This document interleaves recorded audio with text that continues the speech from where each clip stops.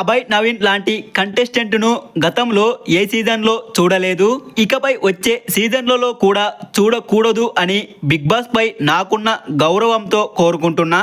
అసలు big boss ను తిట్టడం ఏంటి మరి అంత దారుణంగానా? బిగ్ బాస్ అంటే ఒక వ్యక్తి కాదు కదా, అది ఒక పెద్ద టీం. ఎంతో మందికి ఉపాధి కల్పించి ఎంతో మందికి లైఫ్ ఇస్తున్న ఒక పెద్ద సంస్థ బిగ్ బాస్ అంటే. కంటెస్టెంట్లను సెలెక్ట్ చేసే ప్రాసెస్ లో కావచ్చు, వాళ్ళు బిగ్ బాస్ హౌస్ లో ఉన్నప్పుడు కావచ్చు, ఎన్నో జాగ్రత్తలు తీసుకుంటూ ఉంటారు Bigg Boss team. Abhay Naveen కూడా ఒక ఆర్టిస్టే కదా, తనకు ఎవరైనా అవకాశం ఇచ్చినప్పుడు ఎంత హ్యాపీగా ఉంటాడు.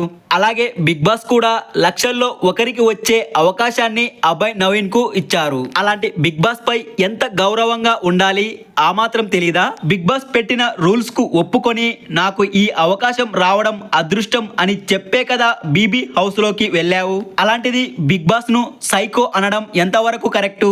ఇప్పటికే ఎన్నో కేసులతో బిగ్ బాస్ షో నడుస్తుంది.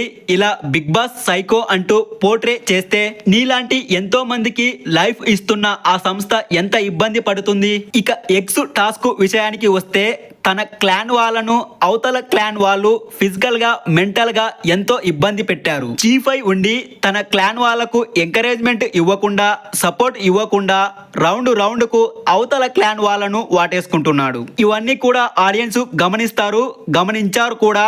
అందుకే అభయ్ నవీన్ కు ఓటింగ్ పడలేదు, ఎలిమినేట్ అయ్యారు. మరి నేను చెప్పిన దానిపై మీ అభిప్రాయం ఏంటో కామెంట్ చేయండి.